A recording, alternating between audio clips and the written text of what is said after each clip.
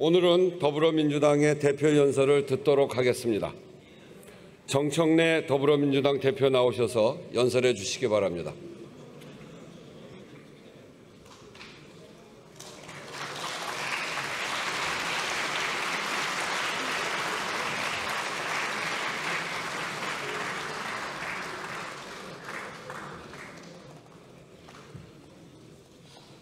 국민들 앞에 인사하시느라 깨끗하게 하고 나오셨네요.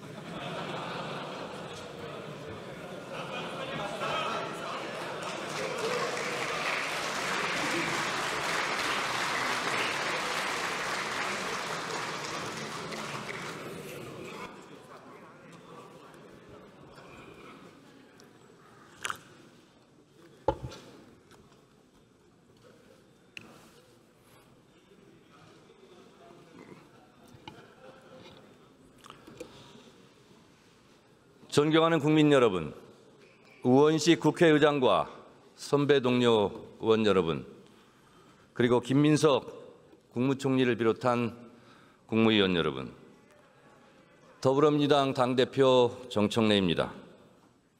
이재명 정부 첫 정기 국회를 맞아 큰 책임감을 가지고 이 자리에 섰습니다. 먼저 미국 조지아주에서 구금되었던 우리 국민들이 내일 전 세계로 무사 귀국하기를 기원합니다. 국민의 생명과 재산을 지키기 위해 신속하게 총력 대응을 해주신 이재명 대통령님께 깊이 감사드립니다. 2025년 이번 정기국회가 국민 주권 시대의 새로운 목표를 설계할 뿐만 아니라 그동안 애써 외면해왔던 문제와 잊지 말아야 할 문제들을 진심을 가지고 해결하는 국회가 되기를 바랍니다. 국민 여러분, 선배 동료 의원 여러분, 대한민국은 법치국가입니다. 모든 법의 으뜸은 헌법입니다. 헌법의 제1조 1항의 규정, 대한민국은 민주공화국입니다. 국가의 주인은 국민입니다. 우리 현대사는 바람에 나부끼어 누웠던 풀이 바람보다 먼저 일어난 역사입니다. 국민이 국가의 주인임을 증명한 역사입니다. 강대국들이 한반도를 눈독 들일 때 위기에 빠진 국가를 국민이 구하고자 했습니다. 인내천을 가슴에 품은 동학군이었습니다. 국민이 국가의 주인으로 나선 민주주의 역사의 첫 시작이었습니다. 그러나 우금치에서 동학의 꿈을 꺾은 것은 어처구니 없게도 관군과 손잡은 일본군이었습니다. 그렇지만 민주주의 정신과 기억까지 꺾인 것은 아니었습니다. 국민이 나라의 주인이라는 의지가 꺾인 것도 아닙니다. 인내천은 3.1운동의 심장이 되었습니다. 202만 명, 당시 인구 10%가 만들어낸 대규모 항쟁으로 이어졌습니다. 안창호 선생은 말씀하셨습니다. 과거의 황제는 한 명이었지만 금일은 2천만 국민이 모두 황제입니다. 대한민국 임시정부가 임시 현장에 민주공화국을 새겨 넣을 수 있었던 것은 3.1운동을 통해 국민이 국가의 주인임을 명확히 확인했기 때문입니다.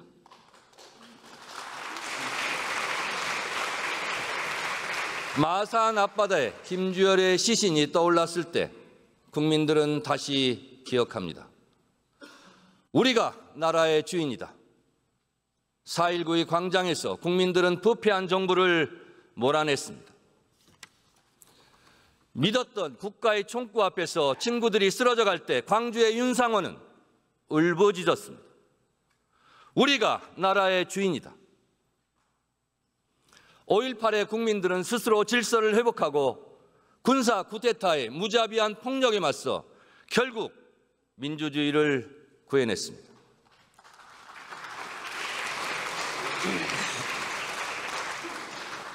낙동강 전선에서 백마고지와 피해 능선에서 어떻게 되찾은 나라인데?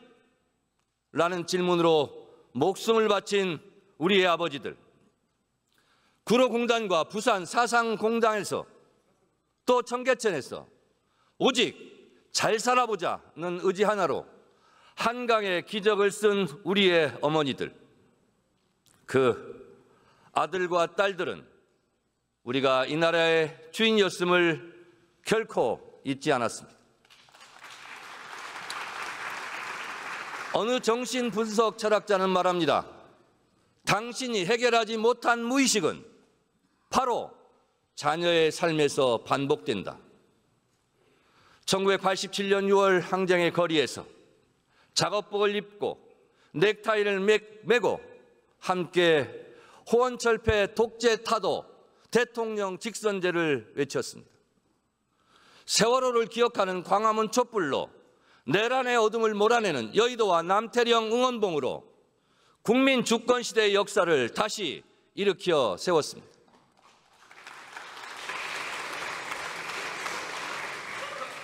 우리의 헌법 전문은 민주주의를 피눈물로 쟁취한 기록입니다. 유구한 역사와 전통에 빛나는 자랑스러운 대한국민은 3.1운동으로 건립된 대한민국 임시정부의 법통과 불의에 항거한 4.19 민주이념을 계승하고 조국의 민주개혁과 평화적 통일의 사명에 입각한다라고 되어 있습니다.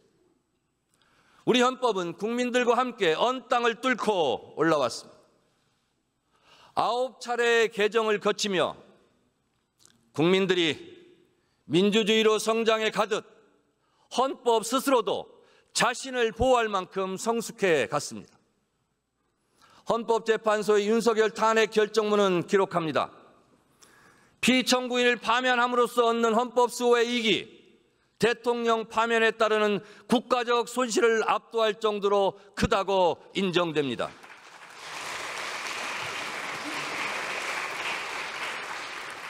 평상시에는 대통령의 권한을 보호하지만 내란, 외환의 범죄 앞에서는 헌법 스스로 자신을 수호한 것입니다. 탄핵은 여야의 싸움이 아닙니다. 오직 헌법을 어긴 대통령에게 국민이 헌법의 이름으로 책임을 물은 것입니다. 우리 헌법은 국민들의 피눈물을 먹고 자랐습니다. 우리 헌법이 독재자의 국회 해산권을 금지한 덕분에 우리는 지난 내란의 밤을 끝내 이겨낼 수 있었습니다. 이재명 정부 첫 정기국회를 맞아 국가를 지키고 민주주의를 살려내고 국회를 보호해 주신 국민 여러분들께 다시 한번 깊이 감사드립니다.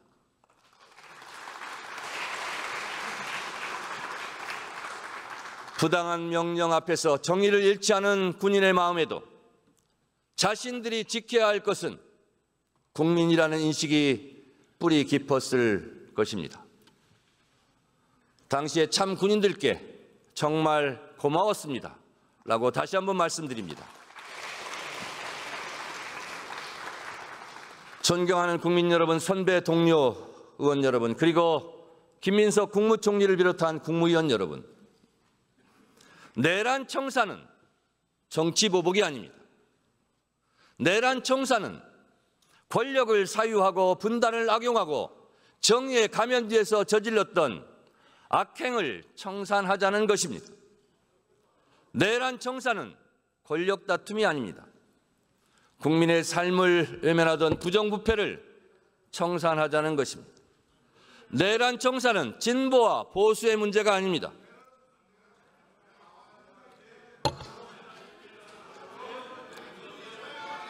국민의힘 의원 여러분, 경청해 주십시오. 경청해 주십시오. 헌법에 따른 국군 통수 의무를 위반하고 국민을 배반하고 국민을 사지로 몰아넣은 헌법 파괴 세력을 청산하자는 것입니다.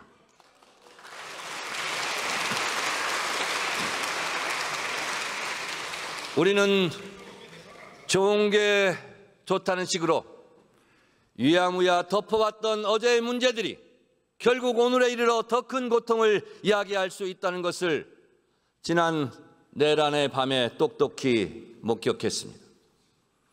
내란 청사는 우리 곁에서 우리를 괴롭히는 과거와 결별하는 일입니다.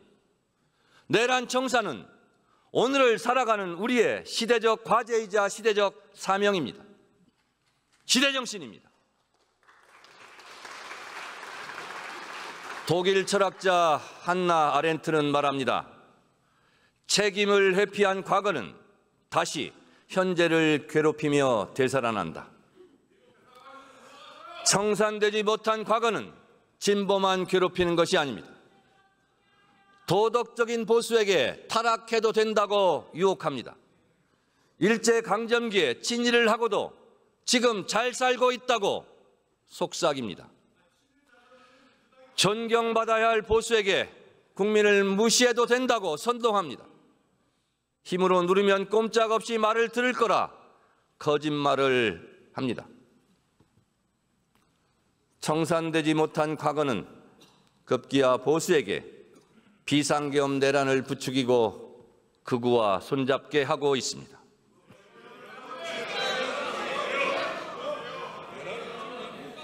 좀 조용히 들어주시기 바랍니다.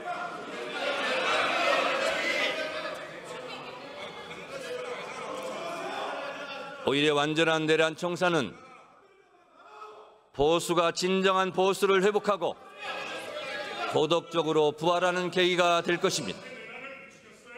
국민의힘 여러분들에게도 이로운 일이 될 것입니다. 이번에야말로 진심 어린 민주주의와 정의를 위해 여야가 보수와 진보가 함께 역사 청산이라는 오래된 숙제를 풀어내야 할 때인 것입니다.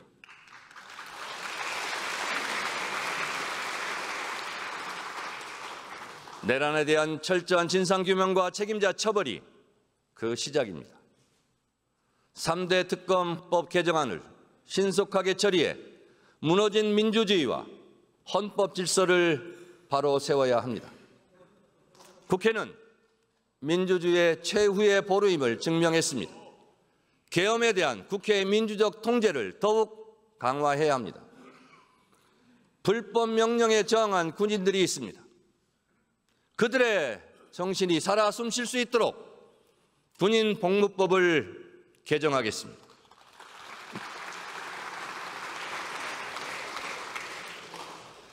다시는 책임을 회피한 역사가 현재 우리를 괴롭히지 않도록 한강 작가의 말처럼 과거가 현재를 도울 수 있도록 지연된 정의를 실현해야 합니다. 독립기념관법 개정으로 독립정신의 훼손을 막겠습니다. 민주유공자법 제정으로 민주화운동의 희생자도 기억하겠습니다.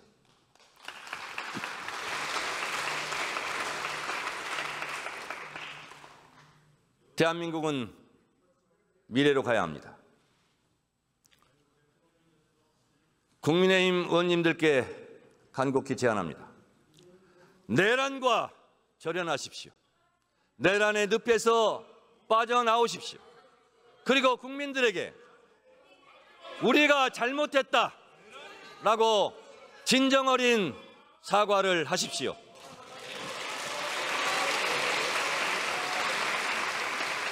언제까지 내란당의 오명을 끌어안고 사시렵니까? 이번에 내란 세력과 단절하지 못하면 위헌정당 해산 심판의 대상이 될지도 모릅니다. 명심하십시오.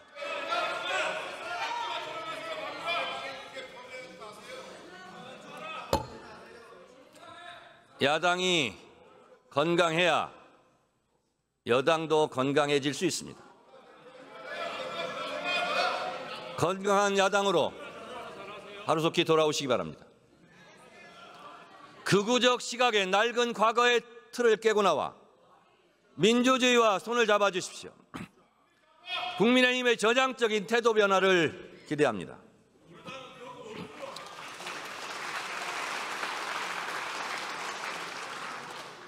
국민 여러분, 선배 동료 의원 여러분, 정치는 의사결정 행위입니다. 의사결정을 오직 한 사람이 한다면 절대 왕정이고 독재입니다.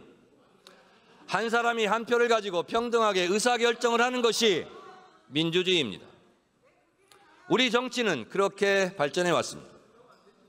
그러나 우리 사회에 다수의 의사결정에서 벗어난 민주주의 사각지대가 있습니다. 바로 검찰, 사법, 언론입니다. 견제받지 않는 권력으로 무소불위의 권력을 누려온 곳들입니다. 모든 일이 그렇듯 한때 불가피하게 어쩔 수 없는 경우가 있었습니다. 해방이 되고도 친일 경찰의 무분별한 수사와 고문 수사가 그치지 않았습니다. 재헌의회가 검찰에게 한시적으로 수사권을 부여한 것은 이를 막기 위해서였습니다. 3대 개혁은 비정상적인 것을 제자리로 돌려놓고 시대에 맞게 고치자는 것입니다. 개혁은 정치투쟁이 아닙니다. 우리 생활 속에서도 맞지 않는 것이 있으면 당연히 수시로 고칩니다. 개혁은 잘못된 것을 고치자는 것이지 이념의 언어가 아닙니다. 경제도 문화도 새로운 분야, 새로운 영역이 생길 때마다 현실과 맞지 않는 부분이 생깁니다. 그것을 잘 맞게 고치는 게 개혁입니다. 당연히 진보 개혁도 있고 보수 개혁도 있습니다. 여러분, 절대 독점은 절대 부패합니다. 절대 독점을 해소함으로써 권력기관은 스스로 절대 부패에서 자유로워질 수 있습니다. 독점에서 분점으로 소수의 지배에서 다수의 참여로 가는 것이 국민 주권 시대의 진정한 민주주의입니다. 검찰 부패의 뿌리는 수사권과 기소권의 독점입니다. 수사와 기소를 분리하겠습니다. 공소청은 법무부에, 중수청은 행안부에 두고 검찰청은 폐지하겠습니다.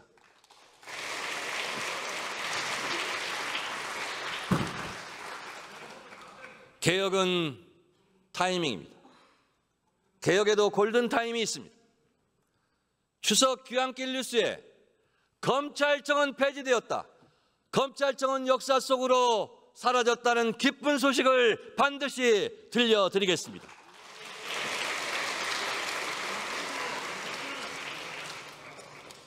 한때 내란 우두머리 피해자 윤석열이 석방되고 저희대 대법원의 대선 개입 의혹도 있었습니다.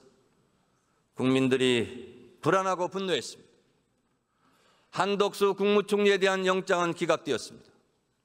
피고인 윤석열의 재판은 침대 축구처럼 느립니다. 많은 국민들은 윤석열 그가 구속기간 만료로 다시 재석방될지 모른다고 불안하고 걱정이 많습니다. 내란 전담 재판부를 만들려는 국민적 여론이 높습니다. 사법제도의 개혁도 절실합니다. 판사들의 과중한 업무와 법원의 폐쇄적 구조는 국민들의 눈높이에 맞지 않는 판결을 양산하고 있습니다. 대법관 증언, 법관 평가제, 그리고 압수수색 사전 신문제 등 법원 조직법, 형사소송법 개정으로 신뢰받는 사법제도를 확립하겠습니다.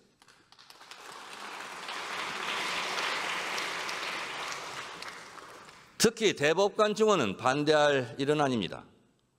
수사 기록도 제대로 다 읽을 수 없을 지경의 경무에 시달린다고 하소연하고 있지 않습니까? 국회가 그 짐을 덜어드리겠다는 것입니다. 행정소유가 늘어나면서 국가의 모든 조직이 예산 증액해달라, 인원 증원해달라고 국회에게 요구하고 있습니다. 그런데 이상하게도 국회가 먼저 나서서 사법부의 예산과 인원을 늘려주겠다는데도 반대하는 조직은 처음 봅니다.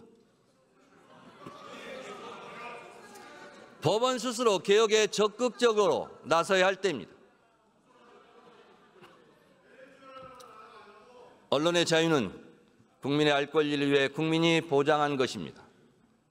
따라서 언론 자유에 따른 책임 역시 국민을 위한 언론의 임무여야 합니다. 언론인 월터 프리먼은 말합니다. 언론이 부패하면 사회도 병들 수밖에 없다.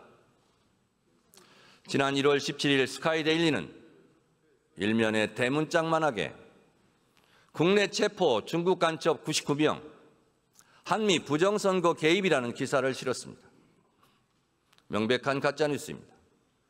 심지어 선관위 직원에게 중국 간첩이라는 오명을 씌웠습니다. 내란 세력을 돕기 위한 명백한 가짜뉴스로 국민들을 혼란에 빠뜨렸습니다. 거짓말을 한 캡틴 코리아는 구속되었지만 가상 공간 어디인가에서 여전히 가짜 정보로 순수한 국민을 속이고 있습니다. 허위 조작 정보 때문에 혼자 괴로워하다가 극단적 선택을 한 분들도 적지 않습니다. 가짜정보근절법, 언론중재 및 피해 구제법, 그리고 가짜 뉴스를 양산하는 유튜버를 법으로 규제해 우리 국민들을 보호하겠습니다.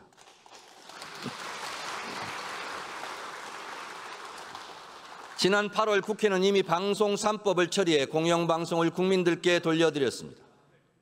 언론개혁은 언론의 자유를 위축시키는 법이 아닙니다.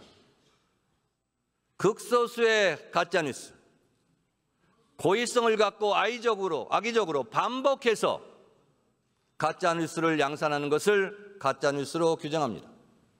극소수의 가짜뉴스를 추방함으로써 다수의 언론인 명예를 지켜드리자는 것입니다. 이제 역사적 임무를 뒤로 미루지 않겠습니다. 개혁에도 다 때가 있습니다. 개혁은 필요할 때 그 순간에 이뤄내야 합니다. 야당의 대승적인 동참을 기대하고 촉구합니다.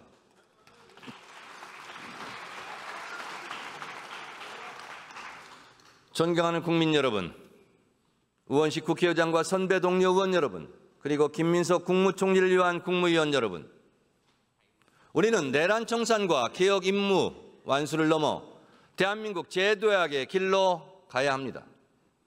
이재명 정부는 민주주의 발전과 함께 경제 성장의 발판을 만들었습니다. 이재명 정부의 출범만으로 국가는 안정되었고 국제사회에서 대한민국 신뢰도가 높아지고 있습니다. 경제는 심리입니다. 이재명 정부의 출범만으로 주가는 코스피 3,200으로 뛰었습니다. 이재명 정부의 출범만으로 경제 도약의 긍정적인 시그널이 되었습니다. AI로 상징되는 첨단 기술 시대를 선도하고 초과학 기술 신문명에 대비한 기본 사회를 구축하겠습니다. 민생으로부터 국민 안정까지 국민 주권 시대에 맞는 성장 전략에서부터 국익 외교와 한반도 평화까지 국민들의 참여로 국민과 함께 국민 행복 시대를 열겠습니다.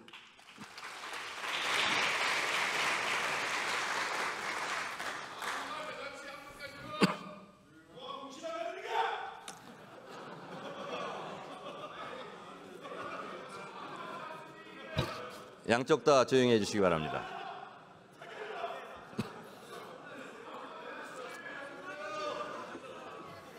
국민의힘 의원님들께 부탁드립니다. 일단 들어보세요. 다 뼈가 되고 살이 될 겁니다. 이재명 대통령의 취임 첫 일성은 민생 회복과 경제 위기 극복이었습니다. 이제 이재명 대통령과 여야 대표가 만난 자리에서도 민생 부분에서 통 크고 시원한 합의가 어제 이루어졌습니다. 대통령의 의지가 강했기 때문에 가능했습니다. 민생경제협의체는 실사구시의 정신을 기반으로 보여주기식 협의체가 아니라 실질적 성과를 내는 협의체가 되어야 합니다. 어제 이재명 대선 후보, 김문수 대선 후보의 공통 공약이 많았다. 그 공약부터 실천하자는 공감대가 있었습니다. 이 모습 이 자체로 국민에게 희망이 될 것입니다. 민주당이 든든하게 앞장서겠습니다.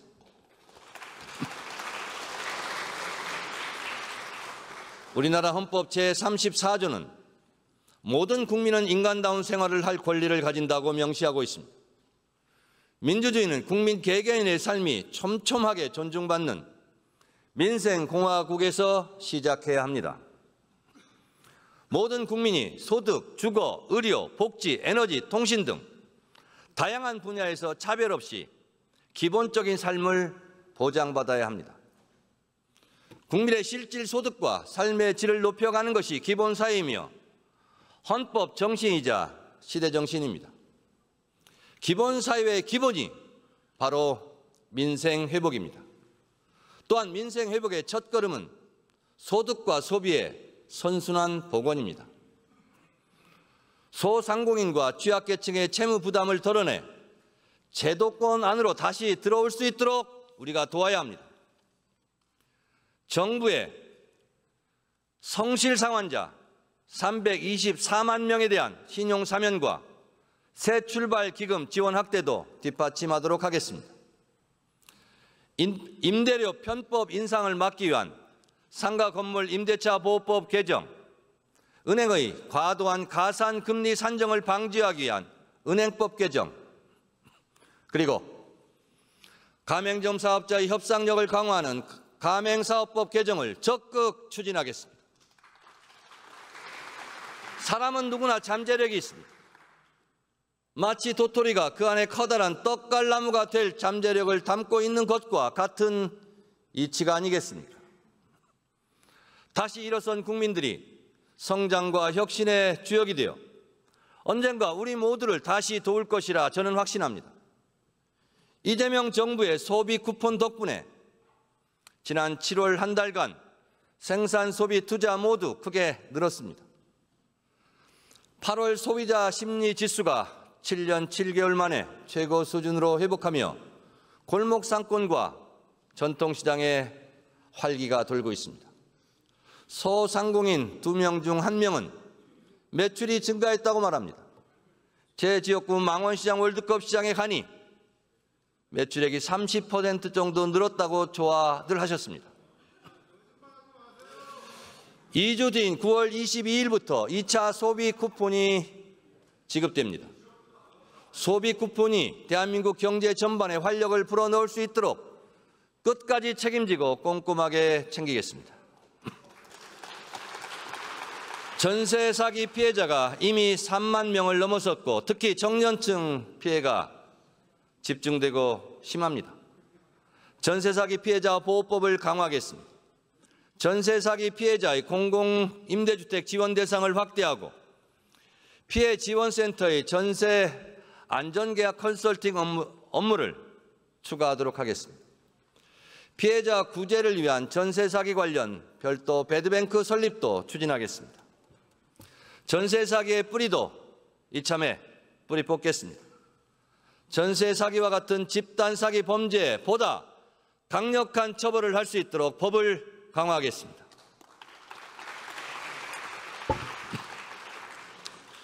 윤석열 정부에서 제2요구권, 거부권 행사로 폐기되었던 민생 법안들 중 농어민을 보호하기 위한 양곡관리법, 농업재해대책법 등이 이재명 정부 들어 본회의를 통과했습니다.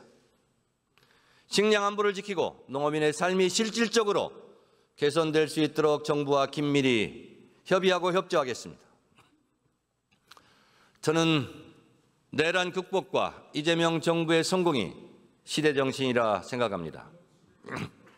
이재명 정부의 성공이 대한민국 경제를 도약시키는 지름길이라 믿습니다. 이재명 대통령과 각국 정상과의 만남 이후 우리 전략산업인 반도체, 조선, 방산산업이 기지개를 펴고 있습니다. 민주정부가 훨씬 더 경제를 잘 성장시켜왔고 이재명 대통령 역시 우리 경제를 부흥시킬 것입니다. 역대 정부의 대통령을 생각합니다. 김대중 정부는 IMF 외환위기를 구조개혁과 긴축재정으로 막아냈습니다. 1988년 마이너스 4.9%였던 성장률을 1999년 플러스 11.6%로 끌어올렸습니다. 기초생활보장제도 시행으로 복지국가의 초석을 마련했습니다.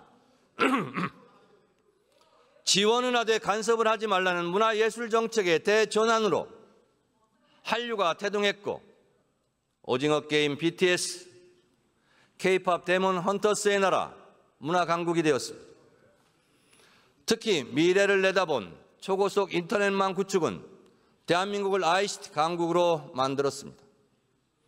코로나 팬데믹이 닥쳐왔을 때 ICT에 기반한 세계 최고 수준의 코로나 바이러스 감염 경로 추적 능력으로 코로나 극복 1등 국가가 될 수 있었습니다. 노무현 정부는 1인당 국민소득 2만 불 시대를 열었습니다. 연평균 성장률은 4.5%에 이르렀습니다. 마치 죽은 자가 살린 것처럼, 죽은 자가 산자를 살린 것처럼 노무현 대통령의 FTA가 지금 강화되고 있는 보호무역주의의 상황에서 우리를 살리고 있습니다. 문재인 정부는 코로나의 충격 속에서도 1인당 국민소득 3만 불 시대로 진입시켰습니다. 4.6%의 성장으로 OECD 국가 중 가장 빠른 회복세를 기록했습니다. 2017년 무역 수지는 세계 5위를 기록했고 2021년 수출액은 6,445억 불로 사상 최대 업적을 달성하면서 세계 7위 수출국으로 당당하게 올라섰습니다.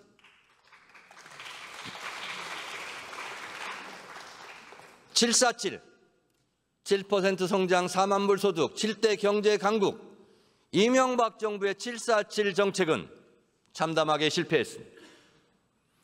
박근혜 정부의 가계부채는 1,400조 원까지 급증했고 재벌 개혁에 실패하면서 경제 민주화는 허망한 구호에 그쳤습니다.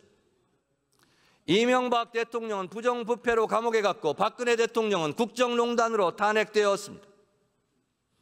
윤석열 대통령은 내란 수괴 혐의로 탄핵되고 감옥에 간 것만, 그런 잘못이 있는 것만은 아닙니다. 윤석열 정부는 외교 실패와 경제 폭망이라는 참담한 결과를 낳았습니다. 대중국 무역 적자 폭이 커지면서 여러분 주목하십시오. 저도 깜짝 놀랐습니다. 2022년 IMF 수출입 통계 상반기 무역 수지 적자가 전 세계 208개국 중 몇 등을 했는지 아십니까? 200등을 했습니다. 109등을 기록한 북한만도 못한 성적이었습니다. 보수가 경제를 잘한다는 얘기는 이제 흘러간 유행가 가사가 되었습니다. 우리 경제를 제대로 되살리기 위해 A, B, C, D, E, F로 대표되는 이재명 정부의 성장 경제 정책에 민주당은 모든 당력을 집중하겠습니다. A는 인공지능 중심 첨단 산업 육성입니다. 이재명 정부의 AI 3대 강국 목표에 맞춰 로봇, 자동차, 조선, 가전과 반도체 같은 주요 산업을 중심으로 AI 대전환을 추진하겠습니다. 박수를 치려면 확실하게 치시든가 아니면 연설을 하게 도와주시든가. 감사합니다. 인공지능 데이터 진흥법을 제정해 AI 데이터 센터를 지원하는 국가 차원의 지원 체계를 마련하겠습니다. 산업 디지털 전환 촉진법은 AI 기술을 산업과 공공 서비스 전반에 접목하는 데 크게 도움이 될 것입니다. 인공지능 산업 인재 육성 특별법을 통해 AI 산업 인재를 육성하겠습니다. 인공지능 산업 육성 및 강국도약 특별법은 산업 생산성과 효율성을 높일 것입니다. 반도체는 우리의 수출 주력 상품입니다. 반도체 산업 특별법은 반도체 산업의 경쟁력을 높일 것입니다. 압도적 초격차 초기술의 세계 1등 반도체 국가를 반드시 만들겠습니다. B는 바이오 산업 육성입니다. 이재명 정부는 의료, AI, 제조, 바이오 헬스 강국 실현을 목표로 삼고 바이오 헬스 분야 수출 500억 불 달성과 2030년까지 수출 35% 증가를 추진하고 있습니다. 과학기술부는 바이오 의료기술 개발 예산을 3,611억 원에서 4,343억 원으로 증액했습니다. 의사, 과학자에 대한 체계적인 지원과 의료 AI 기술을 개발하는 데 민주당이 돕겠습니다. 혁신형 제약 바이오 기업을 육성하기 위해 과감한 규제 혁신으로 인프라를 강화하겠습니다. C는 문화 콘텐츠 산업 지원입니다. 문화는 민주주의와 자유의 토양에서 자라는 나무입니다. 김대중 대통령은 취임사에서 문화산업 육성을 강조했고 과감한 문화 개방으로 한류의 길을 열었습니다. 문재인 정부 때는 2021년 문화 콘텐츠 수출은 사상 최대인 124억 달러를 기록했습니다. 영국의 모노클지는 2021년 한국을 소프트파워 세계 2위로 우리 대한민국을 선정했습니다. 이재명 대통령 역시 취임식에서 문화가 곧 경제이자 국제 경쟁력이라고 말씀하셨습니다. 정부가 간섭하지 않고 기초예술과 인문토양을 가꾼다면 글로벌 소프트파워 5대 문화 강국 실현이 허망한 꿈만은 아닙니다. 충분히 가능합니다. 이재명 정부는 2030년까지 K컬처 시장 규모 300조 원, 문화 수출 50조 원, 국가 이미지 긍정평가 비율 80%의 목표를 세웠습니다. 핵심 콘텐츠를 육성하고 한류 연관 산업을 지원하겠습니다. K 콘텐츠 8대 핵심 산업 분야로 게임, 문화, 영화, 애니메이션, 출판, 웹툰, 방송, 영상, OTT 콘텐츠를 선정하고 전략적 지원 체계를 가동하겠습니다.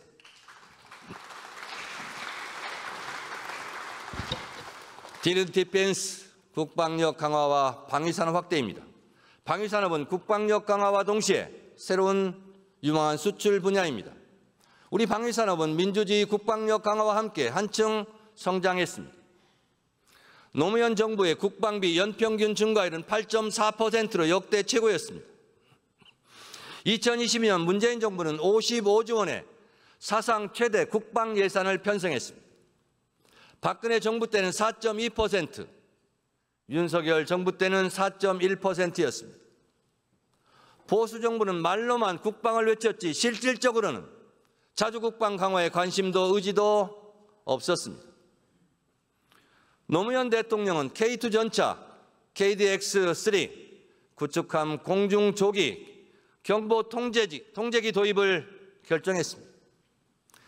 문재인 대통령은 삼국형 삼축 체계를 고도화하고 세계에서 7번째로 SLBM 발사에 성공했습니다. 국방력 강화는 국민을 안심시킬 뿐만 아니라 평화를 유지하고 평화를 만들어가는 핵심 역량입니다. 또한 자신 있게 한반도 평화를 추진하는 원동력, 힘이 될 것입니다. 이재명 대통령은 방위산업이 대한민국의 안보를 튼튼하게 할 뿐만 아니라 미래의 먹거리 산업의 하나라고 역설했습니다. 정부의 방위산업 4대 강국 도약 목표에 민주당은 당력을 모아 적극 지원하고 동참하겠습니다. 방산 수출을 위한 재정 금융 세제를 지원하고 첨단 전략 분야 R&D와 인프라 투자 확대를 적극 뒷받침하겠습니다.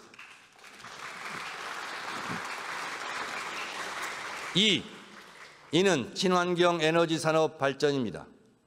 이재명 정부의 목표는 에너지 고속도로 신설과 아리백 산업단지 조성으로 재생에너지를 확대하는 것입니다.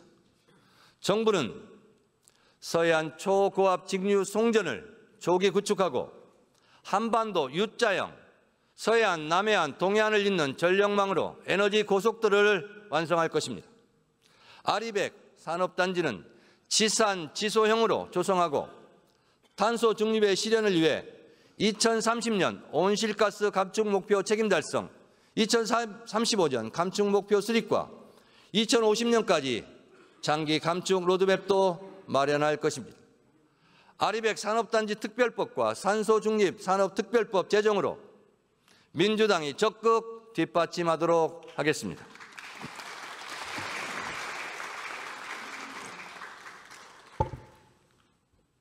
마지막으로 F는 팩토리 제조업의 첨단화와 부활입니다. 대한민국은 전통적인 제조 강국입니다. 주력 산업을 혁신해야 세계 4대 제조 강국이 실현됩니다. 이재명 정부는 반도체와 2차 전지, 자동차, 조선, 기계 등 주력 산업의 경쟁력을 높이고 소재, 부품, 장비, 핵심 기술을 자립화할 계획입니다. 위기에 놓인 석유화학과 철강산업의 고도화에도 힘쓸 것입니다. 민주당은 철강산업 경쟁력 강화 및 녹색 철강 기술 전환 특별법과 반도체 산업 특별법 제정으로 뒷받침하겠습니다. AI를 활용한 제조업 핵심도 매우 중요합니다. 산업 디지털 전환 촉진법 제정으로 제조업 전반에 AI가 적용될 수 있도록 하겠습니다. 이재명 대통령은 비용을 아끼기 위해 누군가의 목숨을 빼앗는 것은 사회적 타살이라 했습니다. 제조업 부활과 함께 산재 사고도 끝내겠습니다. 저도 옵티컬 고공농성 현장에 다녀왔습니다. 올해를 산재 산업 근절의 원년으로 만들겠다는 이재명 대통령의 각오를 반드시 현실로 만들어내겠습니다.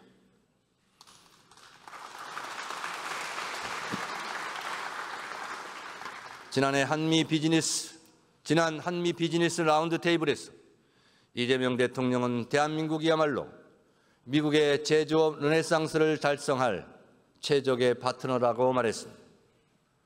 현재 관세 인상에도 불구하고 반도체 수출은 작년 동월 대비 27.1%, 자동차 수출은 8.6% 상승하고 있습니다.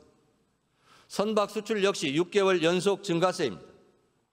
이재명 대통령은 한미 동맹을 경제 동맹으로 확장시킬 것입니다.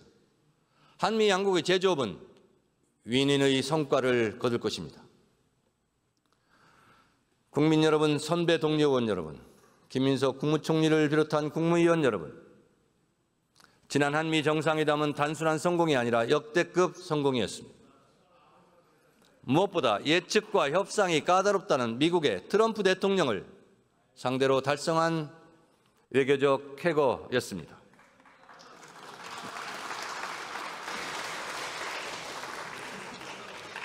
이재명 대통령은 뛰어난 전략가이며 협상가의 면모를 보여주었습니다. 트럼프 대통령을 피스메이커로 명명함으로써 김정은과 저는 두터운 관계를 다져왔고 지금도 마찬가지라는 대답을 이끌어냈습니다. 한반도 평화에 대한 미국의 관심도를 다시 높여놓았습니다.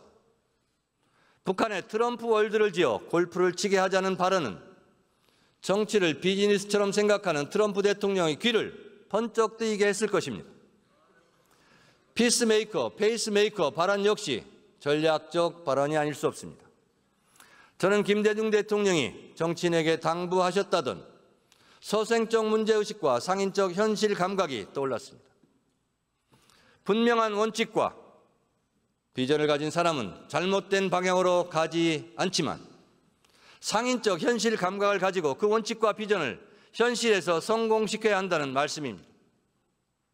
국익을 위해서는 악마와도 손잡아야 한다고도 김대중 대통령께서 평소 말씀하셨습니다. 우리는 수출로 먹고 사는 나라입니다. 우리에게는 국익을 위해 자신을 다 바칠 진정한 대통령이 필요합니다. 국가의 비전을 위해 상인적 현실 감각으로 치밀하게 협상을 성공시킬 이재명 대통령과 같은 대통령이 필요합니다. 이번 성과는 김대중 대통령부터 이어진 민주정부의 외교 역량의 토대 위에 이재명 대통령의 국익 위주의 실사구시형 실용 외교가 그 기조가 만들어낸 결과입니다. 이 기조를 꾸준히 믿고 지지해준 국민의 승리, 국익 중심 실용 외교를 통해 평화도 국민의 삶도 지켜가겠다는 이재명 대통령의 말에 국민 주권 시대 외교와 한반도 평화의 해법이 담겨 있습니다. 한미 정상이 던진 공은 이제 국회로 넘어왔습니다. 지금까지 쌓은 굳건한 한미 동맹의 토대 위에 이번 한미 정상회담 결과를 영양분으로 삼아 새로운 미래형 동맹으로 발전시켜 나가자고 저는 여러분께 주장합니다.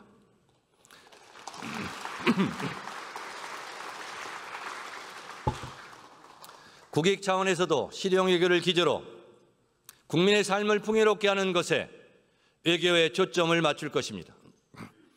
든든하게 뒷받침해 이재명 대통령의 짐을 덜어드리겠습니다. 그 시금석이 바로 경주에서 열릴 2025 APEC 정상회의가 될 것입니다. 경주 지역구 김석기 의원께서 법사위원장 시절 저에게 도장을 찍어달라고 해서 저도 도장을 찍어드렸습니다. 경주 APEC은 각국 정상들에게 재도약을 이루고 있는 대한민국을 보여줄 것입니다. 여야가 힘을 합칠 충분한 국익을 위한 주제입니다. 한반도와 동북아 평화에 대한 이재명 대통령의 의지를 확인하며 한국이 매력적인 투자 체험을 환기하고 새로운 무역 루트를 열게 할 것입니다. 국익에는 여야와 진보, 보수가 따로 없습니다. APEC의 성공이 국가와 국민의 성공이라는 생각으로 국회가 적극적으로 협력해 주기를 기대합니다.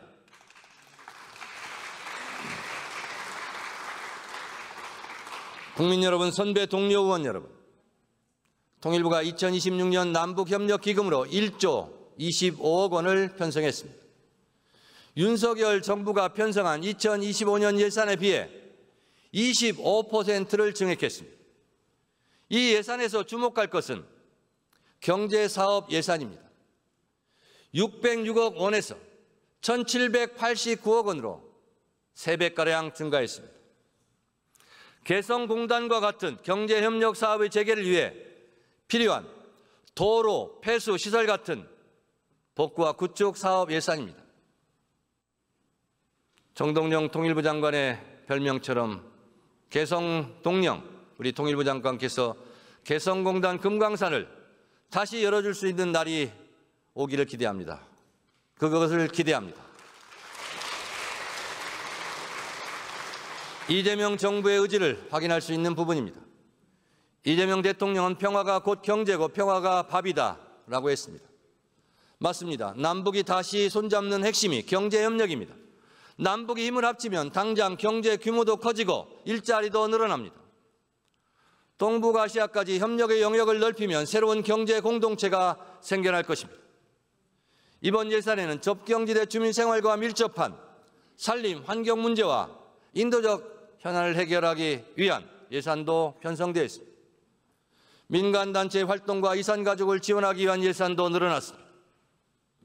남북 화해의 노력은 국민 개개인의 삶에 도움이 되는 방향이어야 합니다. 국민들의 남북 화해 의지, 평화에 대한 관심이 커져야만 한반도 비핵화와 항구적 평화가 가능해질 것이라 확신합니다. 우리는 경제 통일에 민생 통일을 추가해야 합니다. 그동안 정부가 다하지 못한 분야에서 종교계, 체육계, 문화계가 대화와 협력의 물꼬를 터왔습니다. 조계종 총무원장 진우 스님은 금강산의 유네스코 등재를 계기로 역할을 다하시겠다고 저에게도 말씀하신 바 있습니다. 민간이 남북화에 더 적극적으로 참여할 수 있도록 해야 합니다.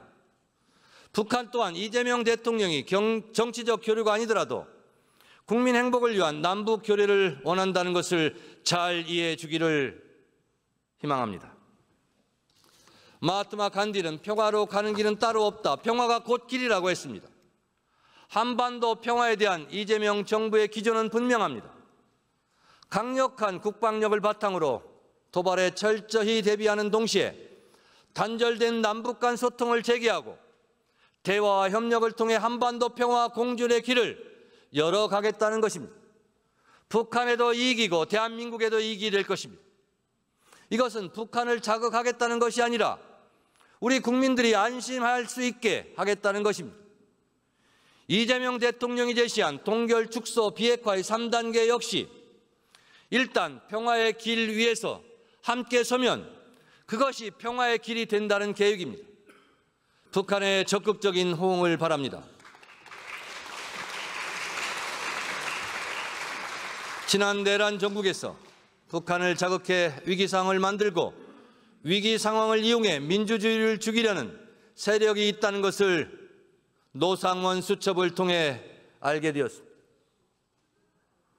노상원 수첩이 현실로 성공했더라면 이재명 대통령도 저 정청래도 이 세상 사람이 아니었을 것입니다. 불기의 계기 되었을 것입니다. 국민 여러분들은 노상원 수첩을 잊지 말고 똑똑히 기억해야 할 것입니다. 국민의 목숨을 담보로 하는 외환 세력을 이번에 완전히 우리 주변에서 끊어내야 합니다. 다시는 총풍, 북풍 같은 일은 꿈도 못 꾸게 해야 할 것입니다. 국민의 안전을 우선하는 일이 국민 주권 시대의 남북 관계를 새롭게 정립하는 일입니다. 존경하는 국민 여러분, 국회의원 여러분,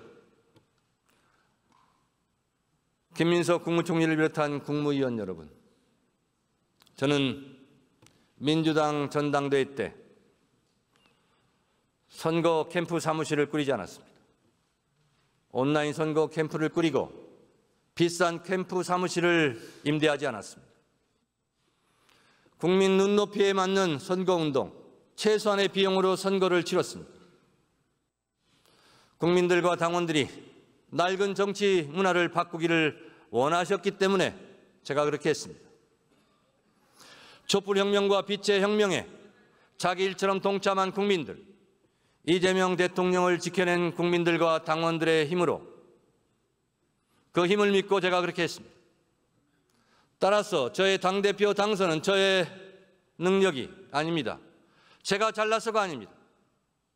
오직 국민과 당원의 뜻을 잘 헤아리고 국민과 당원의 뜻대로 국민과 당원들이 가라는 길대로 가겠다고 약속했기 때문에 그분들의 선택을 받은 것입니다. 국민 주권 시대에 걸맞게 당원 주권 시대도 함께 열겠습니다. 국회에 있는 우리들의 생각보다 국민들은 훨씬 더 성숙하며 더 도덕적이고 책임감이 높고 국회의원들보다 어쩌면 국민과 당원들이 지식과 정보의 양도 더 많습니다. 권력이 정부가 일제 청산의 수건을 해결하지 못하는 그 순간에도 우리 국민들은 더 많은 독립운동가를 기억하고 되살려냈습니다. 작가들은 취재하고 만나고 걸으면서 독립운동가를 한 분 한 분 더 발굴하고 역사 위로 올려놓았습니다. 우리 국민들만의 방식으로 역사를 바로 세운 것입니다. 국민들은 작은 행동이 쌓이고 협력해야만 민주주의도 기환경도 지속 가능한 경제도 지켜낼 수 있다는 것을 누구보다 잘 알고 있습니다. 그렇습니다. 국민 한 사람 한 사람은 스스로 하늘이 되었습니다. 그것을 이재명 정부는 국민 주권 시대라 말하고 있는 것입니다. 정의는 책상 위에서가 아니라 가정에서, 거리에서, 마을에서, 공장에서, 밥상 위에서 살아 숨쉬고 있고 또 살아 숨쉬어야 합니다. 관성적으로 반대하고 관성적으로 화해하는 정치 문화는 오히려 서로를 더 멀어지게 하고 있습니다. 친일 청산이 있었다면 불신이 설 자리도 없었을 것입니다. 내란의 확실한 청산만이 진심으로 화해할 수 있는 근거가 될 것입니다. 국민들이 정치권에 바라는 것은 바로 그것이고 이재명 정부가 반드시 성공해야 하는 이유이기도 합니다.